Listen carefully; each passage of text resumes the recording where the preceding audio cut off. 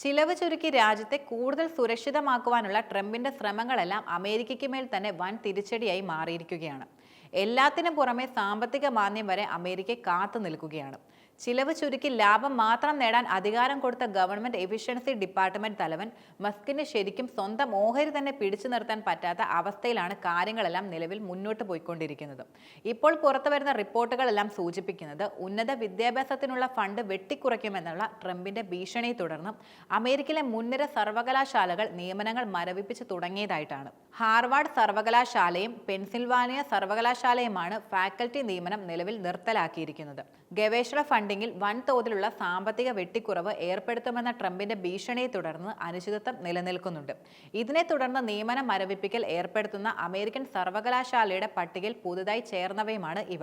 $53 billion endowment ഉള്ള അമേരിക്കയിലെ ഏറ്റവും സമ്പന്നമായ സർവകലാശാലയായ ഹാർവാർഡ് യൂണിവേഴ്സിറ്റി താൽക്കാലിക നിയമന മരവിപ്പിക്കൽ പ്രഖ്യാപിച്ചിട്ടുണ്ട്. അനിശ്ചിതമായ വരുമാനത്തിന്റെ സമയത്ത് അക്കാദമിക് പ്രവർത്തനങ്ങൾ മുന്നോട്ട് കൊണ്ടുപോകുന്നതിന് ആവശ്യമായ ശേഷി വികസിപ്പിച്ചുകൊണ്ടിരിക്കുകയാണെന്ന് Harvard university president Alan M Garber നിലവിൽ അറിയിക്കുകയും ചെയ്യുകയുണ്ടായി. നമ്മൾ നല്ലൊരു സാമ്പത്തിക സാഹചര്യങ്ങൾക്കായി തയ്യാറെടുക്കണം.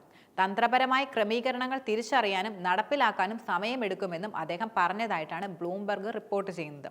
നമ്മുടെ സാമ്പത്തിക എക്സ്പോഷർ വർദ്ധിപ്പിക്കുകയും കൂടുതൽ പ്രതിബദ്ധതകൾ പരിമിതപ്പെടുത്തേണ്ടതും അത്യാവശ്യമാണെന്നും അദ്ദേഹം വെളിപ്പെടുത്തി.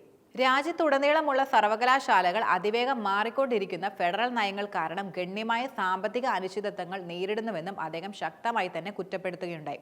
ബ്ലൂംബർഗിന്റെ റിപ്പോർട്ട് അനുസരിച്ച് ഫെഡറൽ നയത്തിലെ മാറ്റങ്ങൾ എങ്ങനെയൊക്കെ സർവകലാശാലകളെ ബാധിക്കുമെന്നും അവയുടെ ആഘാതത്തിന്റെ വ്യാപ്തി സാമ്പത്തിക ശേഷിയെ എത്രത്തോളം മാറ്റുമെന്നും മനസ്സിലാക്കാനാണ് ഫാക്കൽറ്റി സ്റ്റാഫ് നിയമനങ്ങൾ മരവിപ്പിച്ചതെന്ന് ഹാർവാർഡ് സർവകലാശാല വെളിപ്പെടുത്തുകയും ചെയ്തിട്ടുണ്ട്. ഐവി ലീഗ് സർവകലാശാലയിലെ മറ്റൊരു സർവകലാശാലയിലും ജീവനക്കാരുടെ നിയമനം നിർത്തിവെക്കുകയും ചെയ്തിട്ടുണ്ട്. പെൻസിൽവാനിയ സർവകലാശാലയും ഇത് സംബന്ധിച്ച് തങ്ങളുടെ തീരുമാനങ്ങൾ പ്രഖ്യാപിക്കുകയും അതുപോലെ ഫാക്കൽറ്റി നിയമനം പുനഃപരിശോധിക്കാനുള്ള പദ്ധതികൾ പ്രഖ്യാപിക്കുകയുമായിരുന്നു ചെയ്തിരുന്നത്. ഞങ്ങൾക്ക് ഇതിനോടകം തന്നെ ഫണ്ടിംഗ് കുറഞ്ഞു വരികയാണെന്നും ഗവേഷണ ഫണ്ടിങ്ങിൽ ഏകദേശം $240 മില്യൺ കുറവ് നേരിടുന്നുണ്ടെന്നും രണ്ട് സർവകലാശാല അഡ്മിനിസ്ട്രേറ്റർമാർ പറഞ്ഞതായിട്ട് പുറത്തുവരുന്ന റിപ്പോർട്ടുകൾ സൂചിപ്പിക്കുന്നുണ്ട്. ഫെഡറൽ ഗവേഷണ ഫണ്ടിങ്ങിലെ മാറ്റങ്ങൾ ഞങ്ങളുടെ പ്രവർത്തന ബഡ്ജറ്റിനെ ഗണ്യമായി കുറച്ചേക്കാമെന്നും അവർ പറഞ്ഞതായിട്ടാണ് റിപ്പോർട്ടുകളിൽ പറയുന്നത്. നിയമനങ്ങൾ കുറയ്ക്കുക മാത്രമല്ല, മറിച്ച് ഫീസ് വർധനവ് നിർത്തലാക്കുകയും മറ്റു ചെലവുകൾ 5% കുറയ്ക്കുകയും ചെയ്യുന്നതായി അമേരിക്കയിലെ പല സർവകലാശാലകളും അറിയിച്ചിട്ടുണ്ട്. നോട്രെ ഡാം സർവകലാശാലയും വെർമോണ്ട് സർവകലാശാലയിലെയും നിയമനങ്ങൾ നിർത്തിവെച്ചതായി നിലവിൽ അറിയിക്കുകയുണ്ടായി. കഴിഞ്ഞ ഏതാനും ആഴ്ചകളായി പ്രഖ്യാപിച്ച എക്സിക്യൂട്ടീവ് ഉത്തരവുകൾ, അതുപോലെ ഫെഡറൽ ഏജൻസി നിർദ്ദേശങ്ങൾ, മറ്റ് നയമാറ്റങ്ങൾ എന്നിവയുടെ പ്രതിഫലം സാമ്പത്തികമായി സർവകലാശാലകളുടെ പ്രവർത്തനങ്ങളെ ബാധിക്കുന്നുണ്ടെന്നും നോട്രെ ഡാമിന്റെ വക്താവ് എറിൻ ബ്ലാസ്കോ പറയുകയുണ്ടായി. മാത്രമല്ല, ഇത് സൂചിപ്പിക്കുന്ന റിപ്പോർട്ടുകളും പുറത്തു വന്നിരുന്നു. 60 ദിവസത്തിനുള്ളിൽ നിയമനങ്ങൾ മരവിപ്പിക്കാൻ പുനഃപരിശോധിക്കുമെന്ന് വെർമോണ്ട് സർവകലാശാല അറിയിക്കുകയും ചെയ്തിട്ടുണ്ട്.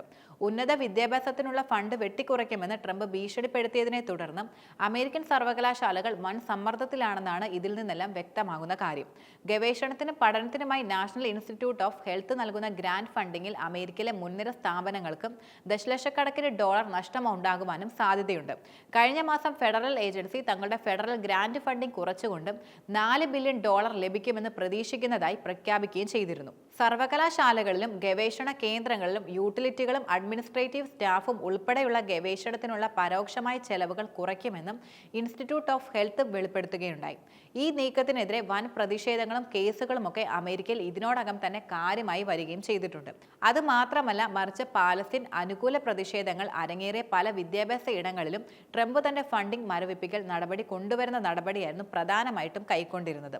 അതിന്റെ ഭാഗമായി കൊളംബിയ യൂണിവേഴ്സിറ്റിക്കുള്ള $400 മില്യൺ ഗ്രാന്റുകൾ ട്രംപ് ഭരണകൂടം റദ്ദാക്കുന്ന നടപടിയായിരുന്നു കൈക്കൊണ്ടിരുന്നത്. ഭരിച്ച് രാജ്യത്തെ വിദ്യാർത്ഥികൾ ഭാവിയിൽ വിദ്യാഭ്യാസത്തിനായി പുറത്തേക്ക് പോകേണ്ട അവസ്ഥയിലേക്കാണ് യഥാർത്ഥത്തിൽ ട്രംപ് അമേരിക്ക ഇപ്പോൾ കൊണ്ടെത്തിച്ചിരിക്കുന്നതെന്നും പറയാം. ഫെഡറൽ ഫണ്ടിംഗ് വെട്ടിക്കുറയ്ക്കൽ അമേരിക്കൻ കോളേജുകളുടെ സാമ്പത്തിക സ്ഥിതിയെ തന്നെ ഇല്ലാതാക്കുകയാണ് ശരിക്കും ചെയ്യുന്നത്. ഏറ്റവും സമ്പന്നമായ സർവകലാശാലയായ ഹാർവാർഡ് അടക്കം ഇത്തരം നടപടികളിലേക്ക് നീങ്ങിയിട്ടുണ്ടെങ്കിലും ട്രംപിന്റെ പരിഷ്കാരങ്ങൾ എത്രത്തോളം അമേരിക്കയെ ബാധിച്ചു എന്നത് ശരിക്കും വ്യക്തമായ കാര്യമാണ്. ലോകത്തിലെ ഏറ്റവും വലിയ എൻഡോവ്മെന്റ് ഉള്ള സർവകലാശാലയായ ഹാർവാർഡിലെ ഈ സാഹചര്യം നിലവിലെ രാഷ്ട്രീയ സാഹചര്യത്തിൽ പല സ്ഥാപനങ്ങളും എത്രത്തോളം ആശങ്കയ്ക്കും ജാഗ്രതയ്ക്കും വിധേയമായി പ്രവർത്തിക്കുന്നു എന്നതിനെ അക്ഷരാർത്ഥത്തിൽ തെളിയിക്കുന്നതാണ്. പ്രസിഡൻഷ്യൽ ഭരണകൂടത്തിന്റെ എക്സിക്യൂട്ടീവ് ഉത്തരവുകളുടെയും മാർഗനിർദ്ദേശങ്ങളുടെയും അനിശ്ചിതമായ പ്രത്യാഘാതങ്ങൾ ഇങ്ങനെ തുടർന്നുകൊണ്ടിരുന്നാൽ അത് ട്രംപ് ഭരണകൂടത്തിനെതിരെ ഉടനടി രാജ്യവ്യാപകമായി അമർഷമുണ്ടാക്കുമെന്നതിൽ ഒരു സംശയവും വേണ്ട. ഇത്തരത്തിൽ സാഹചര്യങ്ങൾ മുന്നോട്ട് പോയാൽ അതിനായി അധികം താമസമൊന്നും ആവശ്യമായി വരികയുമില്ല.